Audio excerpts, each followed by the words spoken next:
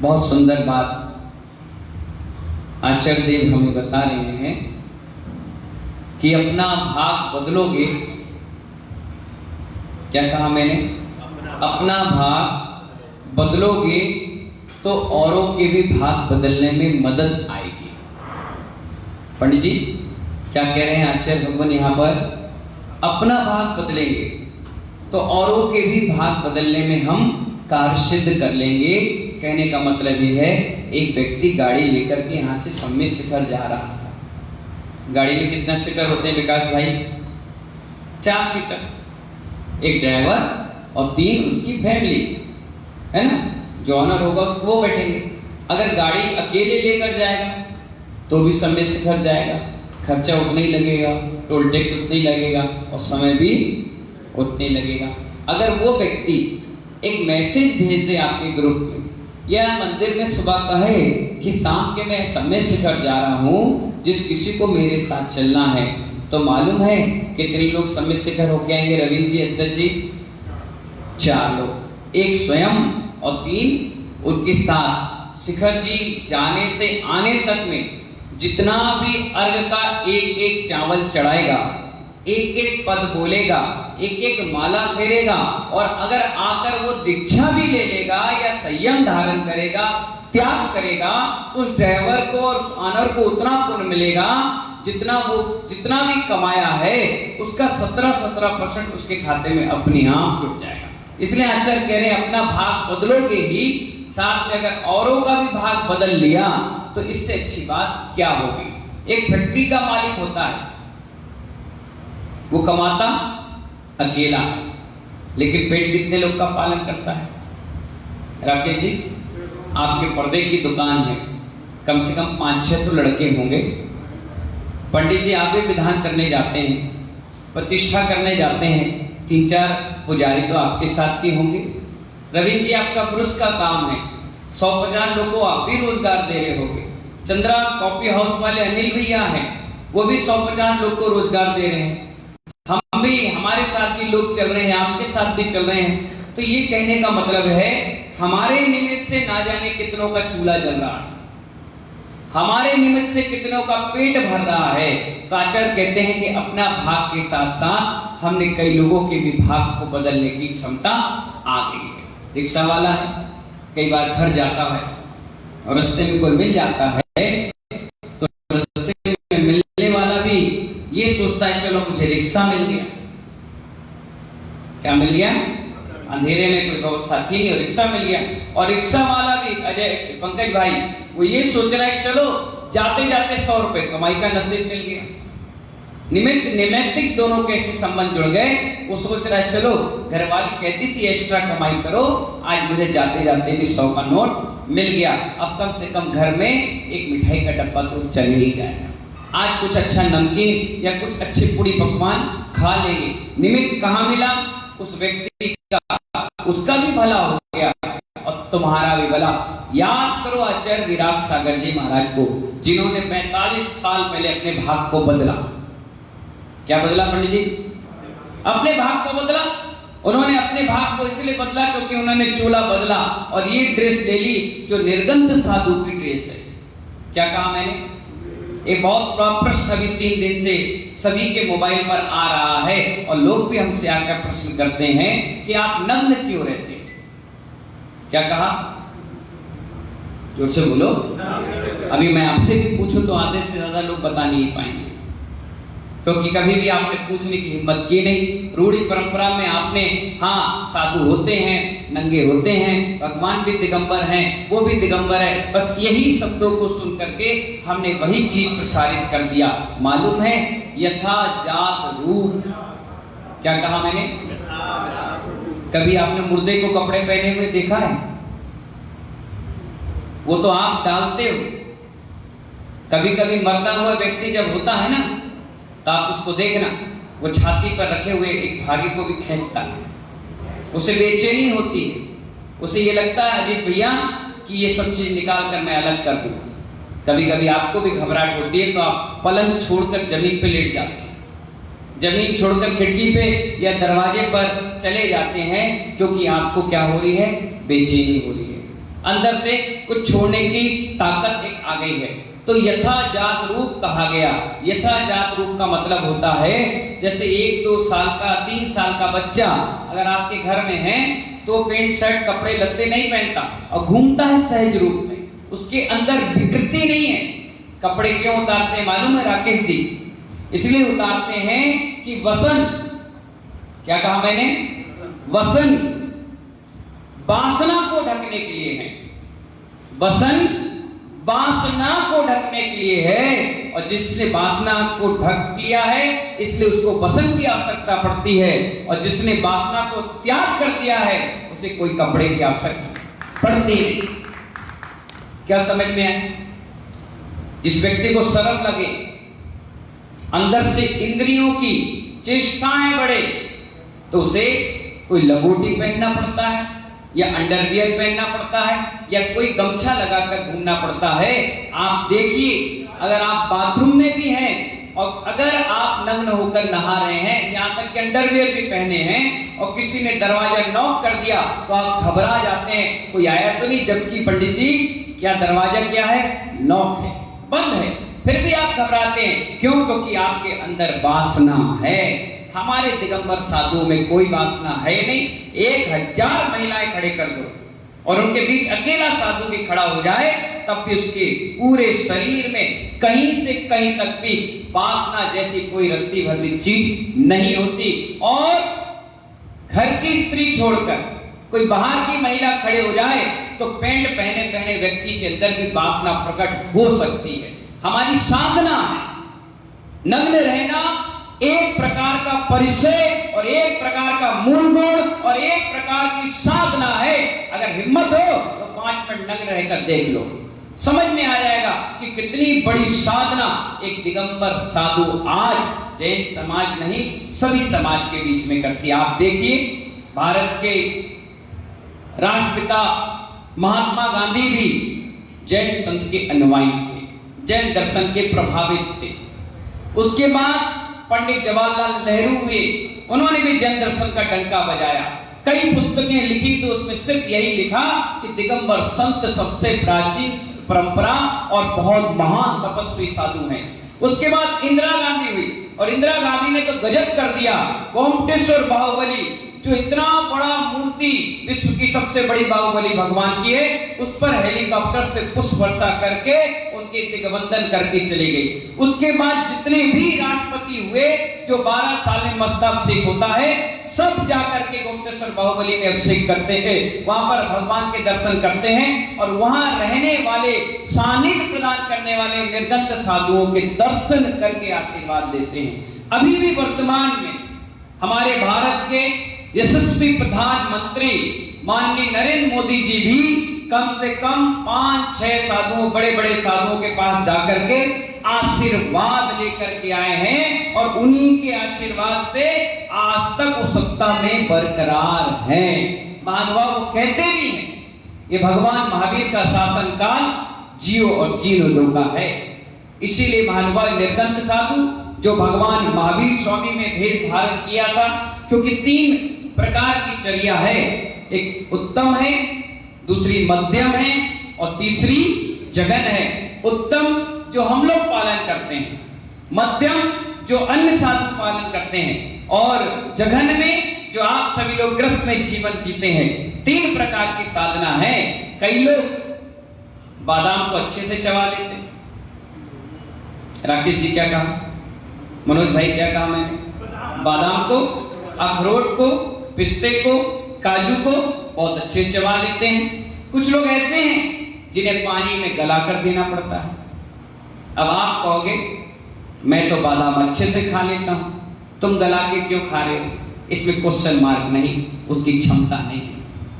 फिर तीसरे ऐसे भी हैं जो हमारे विश्राम सागर जैसे महाराज हैं, जिनके पास दांत नहीं है, तो वो क्या करते हैं, बादाम पिसवा करके ले लेते हैं। जाना तीनों को पेट में है, तीनों का काम है पौष्टिकता देना, लेकिन चबाने का और खाने का ढंग अलग अलग है। ऐसे ही महानुभाव ये पूरे विश्व में धर्म है।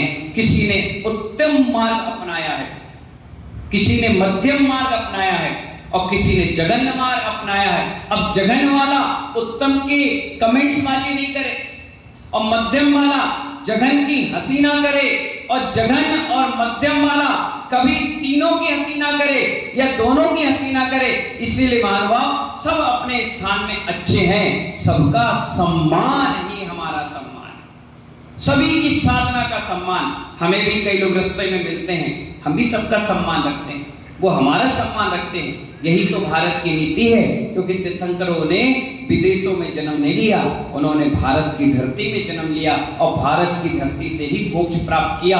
इसीलिए कई साधकों ने पुस्तकें लिखी, उसमें लिख दिया कि जैन मुनि सबसे पुराने और सबसे प्राचीन हैं, थे और रहेंगे। इसलिए महानुभाव ये सबसे बड़ा सब्जेक्ट है, जैन साधु कपड़े क्यों नहीं पहनते? क्योंकि जितना भी कपड़ा रखेंगे, एक बहुत सुंदर पंक्ति एक व्यक्ति पत्रकार कहता था, ना कपड़ा ना लपड़ा, नो कपड़ा नो लपड़ा, ना कपड़ा रहेगा ना लपड़ा रहेगा। एक बार मेरठ में एक व्यक्ति ने प्रश्न पूछा, बोला महाराज जी बहुत हिंदू मुस्लिम होता है, तो एक बात बताइए, हिंदू बड़ा है या मुस्लिम? मैं चुप रहा। फिर उसने पूछा मुझसे, बोले महाराज जी आप हिंदू हैं कि मुस्लिम? मैं फिर भी चुपचाप रहा। बोला महाराज जी आप मेरे क्वेश्चन का जवाब नहीं दे रहे, आप हिंदू हैं मुस्लिम? मैंने कहा आई एम दिगंबर, जैन संत। बोले अच्छा दिगंबर संत? मैंने कहा हाँ। मैंने कहा जब तू पैदा हुआ था तो टोपी लगाकर हुआ या तिलक लगाकर? बोले ना मैंने टोपी लगाई और ना मैंने तिलक लगाया। मैंने कैसा पैदा हुआ था? बोले दिगंबर। तो बड़ा कौन? बड़ा कौन? दिगंबर। जब दिगंबर अवस्था में ही पैदा होना है और दिगंबर अवस्था में ही जाना है, तो बीच में कपड़ा पहनकर अपने परघयवाद को क्यों बढ़ाना है? हमारे यहाँ यथा जात रूप कहा गया, जैसे छोटा सा बच्चे के अंदर किसी प्रकार की विषय उपासना नहीं होती, कोई भी उसे गोदी ले लेता है, कोई भी खिला लेता है, कहीं भी वो जाता है, कहीं भी बैठता है, मन निश्चल होता है। कई पुस्तकों में लिखा है भगवान का छोटा रूप देखना है तो किसी भी छोटे से बच्चे को देख लो, जैसे भगवान का छोटा रूप वो भगवान होते हैं, उन्हीं का एक छोटा रूप। ऐसे ही दिगंबर साधु चलते फिरते भगवान के रूप में, जिनके अंदर कसाय भाव नहीं, जिसके अंदर विषय भाव नहीं, जिसके अंदर आराम सारम नहीं, जिनके अंदर वीतराग के परमाणु बैठे, जो एक चींटी को भी बचाकर चल रहे हैं, पानी भी छान कर पी रहे हैं, यहाँ तक कि एक कैंची उस्तरा भी नहीं मंगाते और अपने बालों का लुच्चन करते हैं। इसलिए सर्वश्रेष्ठ कोई साधक है तो दिगंबर संत है। इसीलिए महानुभाव यहाँ आचार्य भगवान कह रहे हैं, जैसे फल किंपाक फल होता है, जैसे सेव फल होता है मनोज भैया, ऐसी किंपाक फल होता है। अगर आपने उसे देख लिया तो आपका मन करेगा कि सेव फल को छोड़ो, इसको खा लो, लेकिन वो फल होता है जहरीला। क्या होता है? अगर उस व्यक्ति ने उस जहरीले फल को खा लिया तो सीधे मरण को ही प्राप्त करता है। जहरीले किंपाक फल को यदि आप खाओगे तो अपने जीवन से क्या करोगे? हाथ धो बैठोगे। इसी तरह इंद्रिय जन जितने भी सुख हैं वो सब जहरीले किंपाक फल के समान हैं। 24 घंटे अगर इसी में डूबे रहोगे तो कभी भी उबर नहीं पाओगे। थोड़ी देर के लिए विश्राम दो तो आग कलड़ की बात भी करो। कितने देर के लिए? थोड़ी देर के लिए। मंदिर आते हैं अपन, कितनी देर के लिए आते हैं? थोड़ी देर के लिए। अगर किसी से आप बाहर जाओ और कह के आओ कि कहाँ जा रहे हो, बस थोड़ी देर में आता हूँ, क्या कहोगे? ये थोड़ी ना कहोगे भैया दिन भर में एक टाइम तो मिलता है, दिल लगाकर भगवान की भक्ति करके आऊंगा, टाइम लगे तो लगे, लेकिन यही हमारे साथ जाएगा। पर दुकान क्या कहते हो? अगर 8 बजे बंद करने का समय है और अचानक 8:05 पर कोई ग्राहक आ जाए तो दुकान खोल करके भी सामान दे देते हो। और मंदिर में अगर 8 बजे अभिषेक का समय है और 8:05 हो जाए तो उस पुजारी से लड़ लेते हो जो वहां पर पूजा की सुबह से थाल बनाकर तैयार किया। वो कह रहा भाई साहब 5 मिनट अरे टाइम से अभिषेक करो, तो ठीक है टाइम से दुकान खोलो, टाइम से बंद करो। टाइम से अगर पूजा हो रही है तो एक काम करो, टाइम से भोजन भी करो। क्या के लिए रात्रि भोजन करते हो? क्यों सुबह 4 बजे से खा लेते हो? क्यों हर साधु के निर्गत के आहार के बाद क्यों नहीं खाते? उसमें नो टाइमिंग, पूजा विधान में सारा टाइमिंग। अगर पंडित विजय कुमार शास्त्री छिपी टोला से आ जाए विधान करने तो हमारे राकेश जी कहेंगे, सुनो भैया पंडित जी 10 बजे तक समाप्त कर देंगे। क्यों भैया? अरे यार सूर्यांश घर में अकेला बैठा होगा और उसको दुकान पे जाना है, तो हम पहुंच जाएंगे तो जल्दी फ्री हो जाएंगे। पंडित जी बोले ठीक है। पूजा भी 3 प्रकार की, छोटी, मझी और मजू, ठीक है। ओम नमः नारायण, ओम नमः सा। अगली बार विजय पंडित जी के जितने भी विधान मोती कटरा में होंगे फाइनल। क्यों? क्योंकि 10 बजे इन्होंने छोड़ दिया। इसी की जगह दूसरे पंडित जी आए और उन्हें पूरे मंत्र ज्यादा कर लिए, 2-4 भजन संगीत कर लिया, तो ये मनोज कहेगा अरे यार कहां से पकड़ लाए? तो भाई बड़े पंडित जी बहुत बढ़िया है यार, उनको 11 देते रहे, इनको 21 है, कोई जरूरत नहीं 11 देने, 5 देना। क्यों? अरे 11 बजा दी यार, घर में घरवाली अभी दिमाग खराब करेंगे, बच्चे परेशान करेंगे, बहू आ गई अब क्या करेंगे? तो एक काम करो राकेश जी 2-3 आ गए तुम चढ़ा दें, अपन तो चले। अरे 5 मिनट, अरे तुम्हें 5 मिनट लगी।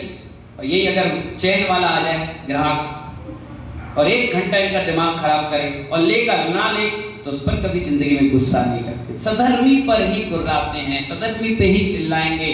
और अगर कोई नेता आ गया 4 गाली दे तो कहता भाई साहब ये आपका आशीर्वाद है, वाह भाई साहब क्या मजा आ रहा है भाई साहब, अरे भाई साहब वो धक्का दे रहा है, पुलिस वाला दे डंडा मारा है, वो कलेक्टर जो तुम्हारे व्यवस्था में भी नहीं है तुम उसके पैर पड़े, भाई साहब थोड़ी जमीन का भाई साहब। और यहाँ जो इतने बड़े महामूर्ति बैठी है उनके सामने कोई सिस्टम नहीं है, बिल्कुल सिस्टम क्वालिटी डाउन लो चल रही है। नहीं महानुभाव, हमारी सोच और दशा दिशा बिल्कुल बदल चुकी है, थोड़ा सा एडजस्टमेंट है। पंचम काल है, जितना समय धर्म ध्यान में दोगे आने वाला समय उतना अच्छा आपको मिलेगा। बीज जैसा रोपोगे फल भी वैसा मिलेगा। इतना बड़ा प्रकृति आपको संदेश देती है, एक धान का बीज लगाया 50 मिलते हैं। कितना? जोर से बोलो। 50। एक मुट्ठी चावल चढ़ा के जाते हो तो 2 वक्त की रोटी मिलती है। एक थाल के चावल चढ़ाकर जाते हो, पूजा करते हो तो 1 हफ्ते का तुम्हें रोजगार मिलता है। और एक विधान करते हो तो पूरे महीने भर का खर्चा निकलता है। और पूरे साल में भगवान की भक्ति आराधना करते हो तो निर्गंध दीक्षा मिलती है। ये प्रभाव है। हमारे सुरेश चंद जी, हमारे मानिक चंद जी, हमारे ललित भैया, ऐसे कौशल जी, ये ऐसे थे जिनका नियम था बिना पूजा के घर नहीं जाएंगे। कुछ भी हो जाए, 11 बज जाए, 10 बज जाए, उस पूजा का फल ऐसा मिला कि सबके सब निर्गंध साधु बन गए। और भी होंगे, मुझे तो इतने नाम याद है, मैंने तो अपनी आंखों के सामने देखा है। ये भी समाज के अध्यक्ष थे, 8 साल रहे। कितने साल रहे? रोज अभिषेक पूजन करना था और बाल्टी में जल लेके आते थे, चौका लगाते थे। 5 साधुओं के चतुर्मास कराए, 5 शिखर का निर्माण कराया और फल ऐसा मिला कि 8 साल अध्यक्ष रहे और 8 दिन में निर्गंध दीक्षा। तो ये तुरंत फल मिलता है। और हम क्या सोचते हैं कि नहीं, यहाँ द्रव्य चढ़ाना, 1 द्रव्य कम चढ़ा लेंगे तो दुकान में ज्यादा ग्राहकी करेंगे तो वहां ज्यादा फल मिलेगा। वो ग्राहक धोखेबाज हो सकता है, पूजा धोखेबाज नहीं हो सकती। जो मन से पूजा उनको फल देती है। और पूजा भक्त पुजारी की सारे संकट क्या कर लेती है? सारे संकट हर लेती है। इसीलिए महानुभाव, पर वस्तु को अपना मानना वही आत्मा का लक्षण है, ऐसा कुंकुन आचार्य देवक महाराज कहते हैं। ये कहते हैं कि शरीर, परिवार, पुत्र आदि संतानें, मित्र आदि में जो डूबा रहता है और आत्मा के स्वभाव को जानता नहीं कि मैं कौन हूँ, जीव क्या है, इसलिए आचार्य कहते हैं कि पारिवारिक बातों में ही डूबा हुआ वैभाविक परिणाम राग देव से युक्त जो जीव है वो आत्म स्वरूप को ना जानता हुआ बहिरात्मा है, ना अंतरात्मा है, ना परमात्मा है। इसलिए बहिरात्मा से निकलकर अंतर और अंतर से एक दिन परमात्मा की डगर को प्राप्त करें। इन्हीं मंगल भावना के साथ सभी को मंगल आशीर्वाद। ये मंदिर 5 साल पहले मैं आया था और उससे पहले कितने साल पहले? 13 साल पहले आया। क्षुल्लक अवस्था यानी 18 साल पहले इसी स्थान पर आया। उस समय गोमटेश्वर बाहुबली का अभिषेक चल रहा था। मोती कटरा उस समय बहुत जैन समाज यहाँ गढ़ हुआ करता था, बहुत समाज रहती थी। और आते ही हमारे चंद्रा कॉपी वाले उस समय अध्यक्ष थे शायद, और भी लोग थे, वो सब पहुंच गए हमारे पास ताजगंज। बोले महाराज श्री मोती कटरा जैन मंदिर पर बाहुबली भगवान का मस्ताभिषेक हो रहा है, हम चाहते हैं आपके सानिध्य हो जाए। और इसी मोती कटरा के संभवनाथ भगवान का ऐसा आशीर्वाद लगा कि मेरा हर काम संभव हो गया। इन्हीं का पहला अभिषेक करवा करके यहाँ से गए तो आगरा में 10.5 महीने का चातुर्मास किए, 2-2, 3-3 पंचड़ा किए, फिर कार्यक्रम के बड़े बड़े आयोजन किए और चले गए। फिर आए, दोबारा आए तो जब खुद अपना संघ बन गया तब आए। अब तीसरी बार आए तो पाथेय परमेष्ठी के रूप में आए। सब इन्हीं के आशीर्वाद से आए और आज भी आए हैं तो महानुभाव आशीर्वाद लेने आए हैं, क्योंकि ये मोती कटरा जैन समाज की बस्ती नहीं है। राकेश जी, किसकी बस्ती है? भगवानों की बस्ती है। यहाँ हर डगर डगर नगर नगर 6-6 मंदिर, और कितने प्राचीन। गोमटेश्वर बाहुबली के बाद अगर कोई प्राचीनता में मंदिर आता है तो मोती कटरा का संभवनाथ भगवान का मंदिर, जहां आप देखिए 936 वर्ष प्राचीन प्रसिद्धि जो लिखी हुई है उसके अनुसार, तो सोचिए मंदिर भी 1000 वर्ष प्राचीन होगा। वो तो मूल लाइन की बात, उससे पहले का मंदिर रहा होगा। प्राचीन प्रतिमाएं भी जब निकलती है तो उसकी प्रसिद्धि देखी जाती है कि कितनी प्राचीन है। तो महानुभाव, इतने प्राचीन मंदिर में कितनी पीढ़ियां निकल गई होंगी, कम से कम 20-25 जिन्हें विराजमान किया होगा। तो ऐसे ही महानुभाव इन्हीं भगवान का आशीर्वाद लेने के बाद 63 मंदिरों का जीर्णोद्धार करवा लिए, 45 पंचकणा हो चुके, कई संत भवन, स्कूल, कॉलेज, हॉस्पिटल, कई चीजें अपने निमित्त से, अपनी प्रेरणा से बनकर तैयार हुए। इस बार आगरा आए तो बल्केश्वर सर्वतोभद्र मंदिर का शिलान्यास, उसके बाद पहुंचे तो बगदा जैन मंदिर में मानस्तंभ का शिलान्यास, उसके बाद पहुंचे तो सेक्टर 4 में वैष्णव भवन की व्यवस्थाएं, और अब कला कुछ की ओर पहुंचे हैं तो आने वाले भविष्य में वहां पद्म प्रभु जिनालय का भी शिलान्यास। इतनी सुंदर व्यवस्था आगरा में भगवानों के आशीर्वाद से बन गई है। यहाँ पर लगभग 750 से ज्यादा प्रतिमाएं विराजमान हैं, छोटी, और सबसे ज्यादा भगवान पार्श्वनाथ की प्रतिमा विराजमान है। पूरा एक वेदी, कम से कम 300-400 प्रतिमाएं, 1 इंच से लेकर के 100 इंच तक भगवान पार्श्वनाथ की विराजमान है। जब कभी आपको आना हो, आराम से आकर एक भगवान के दर्शन करना। सुबह से शाम हो जाएगी, समय खत्म हो जाएगा, लेकिन भगवान समाप्त नहीं होंगे। इसलिए मैंने कहा ये मोती कटरा भगवानों की बस्ती है, भगवान ही भगवान है। ऐसा लगता है सम्मित शिखर के बाद शायद यही वो टोक है जहां सबसे ज्यादा पारसनाथ है। तो महानुभाव, ऐसे भगवान के चरणों में 2 दिन का अल्प प्रवास लेकर के अपन सभी लोग आए हैं। 2 दिन के बाद यहाँ से जयपुर हाउस कॉलोनी पहुंचेंगे, वहां पर 6 दिन का प्रवास, भगवान शांतिनाथ का लाडू मस्ताभिषेक रथ यात्रा, और वहीं से सीधे निकल जाएंगे घिरोर पंचकड़ा के लिए। घिरोर ऐसी समाज 60-70 घर की समाज पीछे थी, कोई गुरुओं का सानिध्य ना मिलता था, कभी उनके अंदर ऐसी जागृति भी नहीं है कि वो गुरुओं के पास जाएं। लॉकडाउन में मैं पहुंचा, 5 बीघा जमीन थी और मेला लगता था, और कब्जे में अन्य समाज की जा रही थी। एक मूर्ति रख दी और वहां आरती चालू हो गई, मंदिर अपना हो गया, जगह अपनी हो गई। शहर के बीच में 5 बीघा जमीन अपने आप में नसिया से कम नहीं है। तो वहां पर तुरंत 5.25 फुट की जितनी बड़ी वेदी, इतने बड़े भगवान मुनि सुब्रतनाथ के वहां विराजमान कर दिए। भले लॉकडाउन नहीं पंचकड़ा हो गया, कोई घटना अघटना हुई नहीं, जमीन मूर्ति प्रतिष्ठा इतनी प्यारी हुई। उसके बाद मानस्तंभ बना, और भी मूर्तियां हैं, उन सब की प्रतिष्ठा 6 जुलाई से है, शनिवार से, मुनि सुब्रतनाथ के दिन से है। 6 जुलाई से प्रारंभ होगा, 10 जुलाई तक चलेगा। उसी बीच में मैं जब 15 तारीख को वहां प्रवेश कर जाऊंगा, 16 तारीख को चातुर्मास की घोषणा है। पता नहीं कहाँ चला जाऊं, कानपुर जा सकते हैं, बरासो जा सकते हैं, सोनागिर जा सकते हैं, घिरोर या मैनपुरी रुक सकते हैं, और आ गए तो आगरा भी आ सकते हैं। कैन यस और नो की जवाब तो अभी 16 तारीख को आगरा अच्छा, सही कह रहे हो, आगरा। तो महानुभाव 16 जून को दोपहर की घोषणा होगी।